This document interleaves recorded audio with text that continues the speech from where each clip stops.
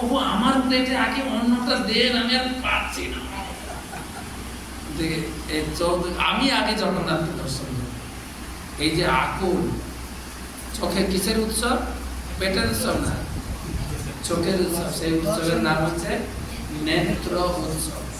চোখ দিয়ে যেন যারা ভগবানকে ভালোবাসে, চোখ দিয়ে যেন ভগবানকে পান করবে। এত সুন্দর ভগবান, তোমাকে আমি 15 দিন দেখিনি, থাকা যায়? সেটা একটা চোখের উৎসব। তারপরে রথযাত্রা, রথযাত্রাতে কত আনন্দ। তো সব মিলিয়ে প্রতিদিন আমাদের আনন্দ আনন্দ আর আনন্দ আনন্দ। এর আগে একটা গল্প শুনিয়েছিলাম, একটা বেতাল এসছে, বেতাল মানে ভূত। সন্ধ্যার সময় ভূতের কথা বলছি, ভয় খাচ্ছেন না?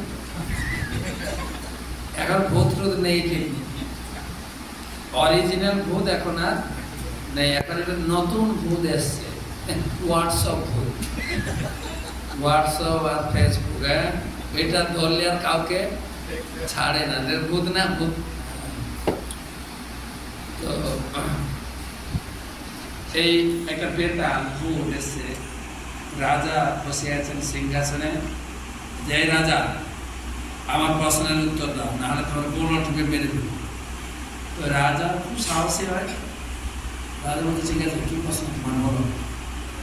এই প্রশ্নটা আগে বলেছিলেন, কিন্তু মনে পড়ে না। এখানে আছে, ওখানে নেই, ওখানে আছে, এখানে নেই, এখানে আছে, ওখানে আছে, এখানেও নেই, ওখানেও নেই।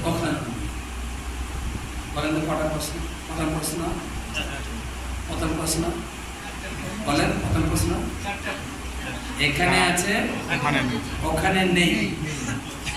প্রথম প্রশ্ন হচ্ছে এখানে আছে, ওখানে নেই। দ্বিতীয় প্রশ্ন, ওখানে আছে, এখানে নেই।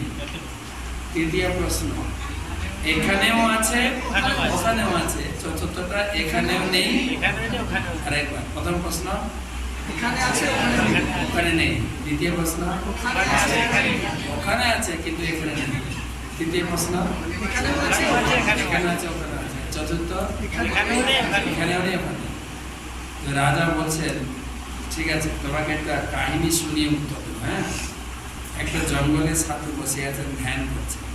বিভিন্ন লোক আসে তাকে প্রণাম করতে। প্রথম এসছে রাজকুমার, রাজার ছেলে, প্রণাম করতেছে। যেই প্রণাম করেছেন সাধু বাবাকে, সাধু বাবা হাত তুলে আশীর্বাদ দিচ্ছে, রাজপুত্র চিরঞ্জীবী। হে রাজকুমার, তুমি চিরঞ্জীবী হও, তোমাকে আমি আশীর্বাদ।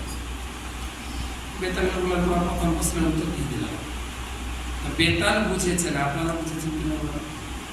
প্রশ্নটা কি ছিল? প্রশ্নটা কি ছিল? ওখানে আছে, এখানে আছে। তো রাজা বলছেন, দেখো, রাজকুমার ছোট থেকেই রাজার ঘরে জন্ম, ছোট থেকেই শুরু, তাই না? এরা আমাদের গরিব ঘরের ছেলে মেয়ে পড়তে যায়, মা বাবা হাত ধরে টেনে হিঁচড়ে হাঁটিয়ে হাঁটিয়ে নিয়ে। যারা ধনী বাড়ির ছেলে মেয়ে পড়তে যায়, কিভাবে তাদের পা মাটি থাকে নাকি?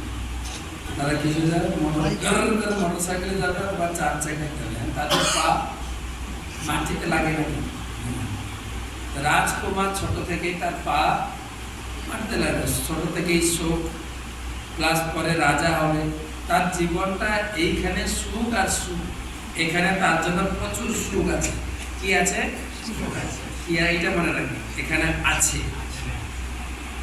এবারে মৃত্যুর পরে কিন্তু তোমার এত সুখ নেই, কেন? তোমাকে রাজকার্য করতে গিয়ে কাউকে শাস্তি দিতে হবে, কাউকে মানে আমার দণ্ড দিতে হবে, আছে না? তো পরের জীবনে কিন্তু এত সুখ। তোমার জন্য, রাজকুমারের জন্য এখানে আছে, কিন্তু ওখানে, ওখানে মানে মৃত্যুর পরে নেই।